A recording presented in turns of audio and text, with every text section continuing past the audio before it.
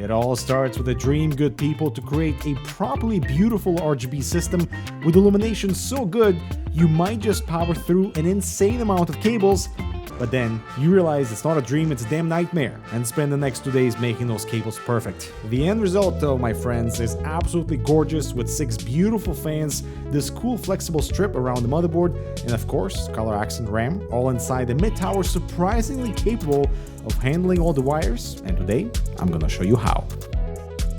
So this is the primary reason why routing RGB systems is so difficult. This is a single fan, look at these cables.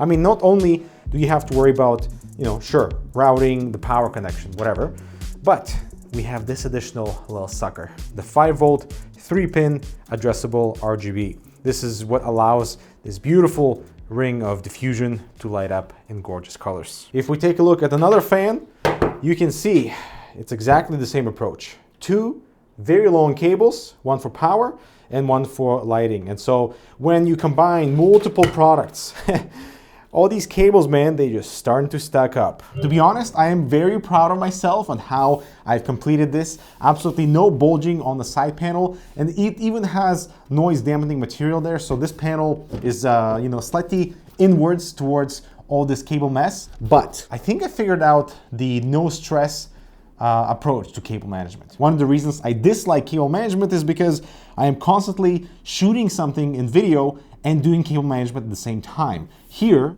I just spent 2 days working on this thing, making sure that everything is exactly how I want it to be, and no stress, it's amazing. So first of all, what do we have here? This is the 500FX from Be Quiet. It has its own hub. That's understandable because most digital RGB products need to have some form of implementation that allows you to connect it to the motherboard. So that means that all these components that are connected to here, 5 of them, so 3 fans at the front, the 1 fan in the back, and the actual case lighting too, those 2 strips at the front, they're all being fed by this single hub. So that means that we cannot change their individual colors, but we do have plenty of effects to choose from, and also allows you to potentially connect a second hub, which is what I've done here for the all-in-one cooler, allows me to separate certain components that can be displayed in different colors. It's exactly what you see at the front there. Those 3 front fans are connected to a second hub that allows me to play around with some color variations. You've never played like this before, mate.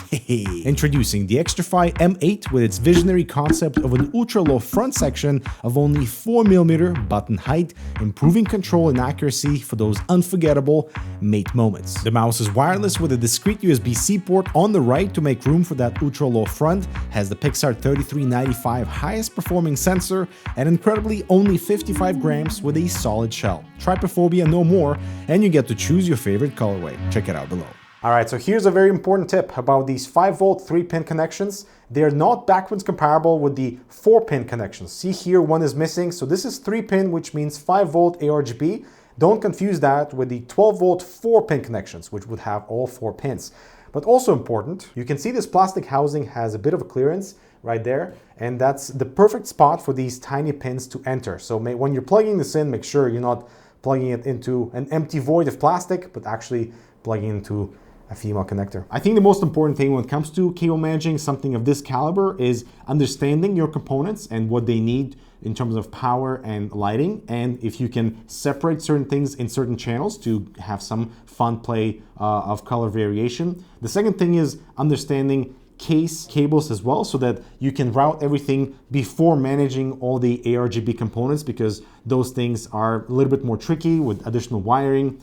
And number 3 is understanding certain tips and tricks, quality of life improvements that makes this whole thing much easier. So the basics to any good cable management job, aside from patience, is different size cable tie points, plenty of them, so make sure to use the ones that are supplied with the case, and of course, clippers. This is very important. Likely you are using a modular power supply at this point, so only connecting the cables that you need. I really like this combined SATA and Molex connection that allows me to connect, any SATA accessories that I have, plus any Molex accessories that are rare, but still I don't have to go into the power supply and reconnect everything. But if you are not using a modular power supply, very easy way to, let's say, collect something that you don't need is just to use a few zip tie points and collect the cable and just kind of leave it right at the exit. That way it doesn't have to disturb anything on the outside. Actually, this is how I like to collect my SATA cable, because normally accessories have a long SATA cable from the case or any accessories. So I leave that at the bottom of the case, and all these cables are nicely collected. And I leave myself a little bit of extra length in case I don't utilize that. Then I can put another cable tie right in the middle and just kind of tuck it right underneath all the exiting cables. And if I ever need additional length, I mean, I have it. That's awesome. I also got into a habit recently of measuring how much length I need for my 24-pin cable and then bunching up some of it by the power supply exit, like this, for example, and collecting it at the core, thus reducing the total length of the cable and don't have to worry about it bulging out too much from the power supply shroud. I find this method to work really well with a single cable tie point, reducing a lot of that initial bulky clutter that you get normally from a 24-pin cable. I also do a little bit of prep with the fans because the two cables, it's much easier to route when this cable is connected as one. And now when it comes to routing this thing, it's much easier. And if you need extra length from one of the sides, you simply try to extend it because these are zip ties and you can adjust the tightness to make sure that this is either possible or not. I like to keep it slightly loose so that I can extend one or the other, especially if the hub, for example, has, slightly different places where you have to plug these guys in. And so this is what the final result looks like. I've kept the default spine of cables that comes pre-routed with the case. I just had to replug the front 3 fans away from this hub into the second hub so I can color manage that separately. The main thing is that I'm not trying to route individual cables so that everything is visible, but my thinking is that I don't want bulges of cables, which means you don't know what is what, and I want to make sure that everything is still visible of where it's coming from. So with the hub, for example, all the 4-pin fan channels, so this is the rear, this is the top, this is the top, and these 3 are the front. So if I have to disconnect anything, I know the hub orientation, both for the power and for the RGB. I love to utilize all the available crevices in the case. So before, I used to just bunch up cables right beside the power supply, but here it's not really necessary just because the middle spine is all taken care of. All these cables are kind of tucked right on the top, and all my front cables are just hidden here behind this other panel. Now I really like to use the 24-pin cable as like my middle spine because it's a chunky cable. You can connect other things to it. So for example, in this section, there are no cable tie points. So I use the 24-pin cable instead. Everything is nice and flat. And because I measured how much length I need for the 24-pin cable beforehand to make sure there's nothing excessive happening in here, and everything is nicely controlled, coming directly from the power supply chamber. And here's my second hub. It installs nicely into an SSD slot on the side bracket that faces the interior. So we have this nice cool "Be Quiet" text visible. I am using this hub only for my ARGB fans so that I can have different color for the front fans for a little bit of extra variety. And yeah, in terms of cabling here, just make sure to fold the cable nicely so it's organized. It exits behind this plastic cover so it's hidden from the interior. And on the exterior, the 3 cables that are plugged into the hub, as you can see in my old fashion, are nice and flat with 2 cable ties that is nicely secured, and I can just simply tuck them in one of the crevices on the corner. And just a tip, if you have any loose cables like this, make sure you cable tie it to collect all the length and simply like tuck it in one of the cables that is already secured so everything is nice and flat. Because we kind of prep the power supply to make sure that nothing is sticking out and no additional cables have to be managed afterwards, I definitely recommend you, like I said earlier, bunch up that SATA cable, make sure that your 24-pin cable is properly taken care of and you have just enough length to reach your motherboard so that you don't have to deal with big bulges in this like main middle area. And so here's just another reminder of where we started. So a lot of cable mess right around that hub behind the case, but going slow, go cable by cable, go fan by fan, accessory by accessory, and I promise you, you will get there.